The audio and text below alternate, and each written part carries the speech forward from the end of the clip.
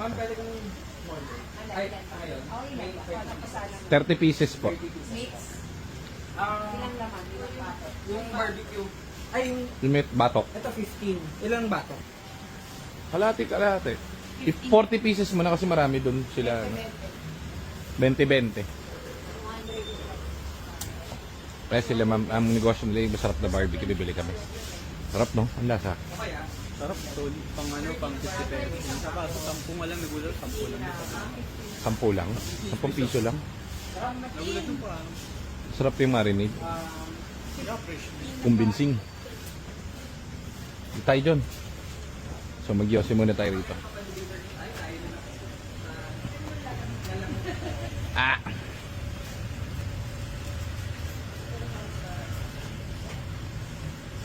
So sila ma'am, ganda ng kwento nila ma'am, ano, nagba-barbecue sila, na hold up daw yung asawa niya na barel dito sa may Kamarin.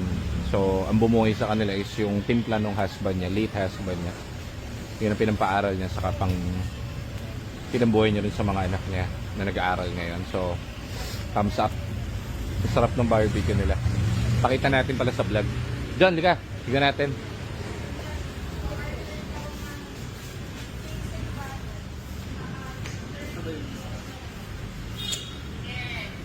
Ito ba sa labas yan? Pwede lumabas yan. Sa labas tayo. Tingnan natin. So, umorder kaming marami kasi ang sarap talaga. 10 piso lang. Ito. Ito, maliit. Ito, tayo. Tingnan natin yung barbecue. Ayan o. So, dito to sa Kamarin, sa Caloocan. Ano ba to? Caloocan to, no? Caloocan, Kamarin. Ang sarap ng barbecue, guys. 10 piso lang. Tingnan nyo, ito. Ayun, oh.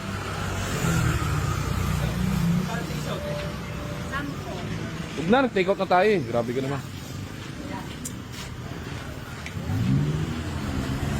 Ito. Yung kinain natin, to. Ito yung may batok. Ito yung laman. Sarap. Very good. So ito, busy kasi sila ma'am sa ano, business nila. Hindi nagagamit ng Ford Fiesta. Ayan, ganda pa, push start. Check nga kung okay na yung barbecue. Baka luto naman na. Ayan, picture lang tayo ma'am. Hindi bagong kotse ito. Lumang kotse. 1, 2, 3. 1, 2. Okay.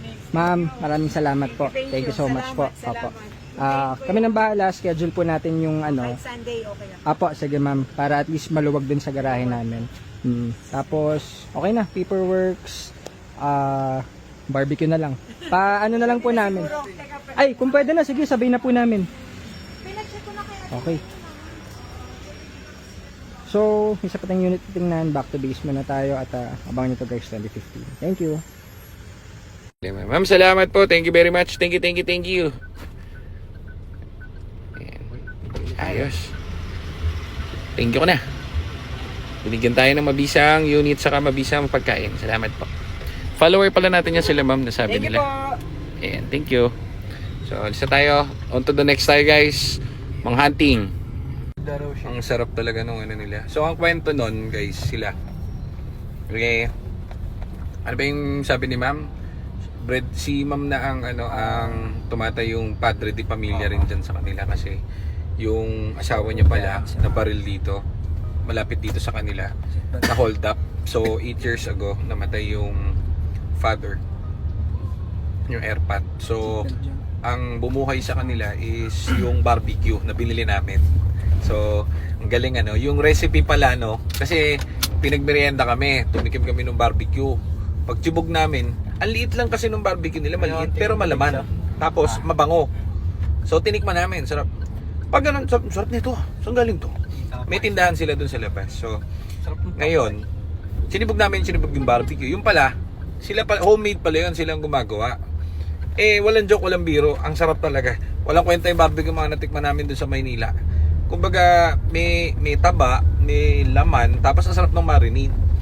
So yung pala ang kwento nun, yung yung airpot tuloy, yung asawa ni ma'am, yun ang naiwan sa kanila nung late husband ni ma'am.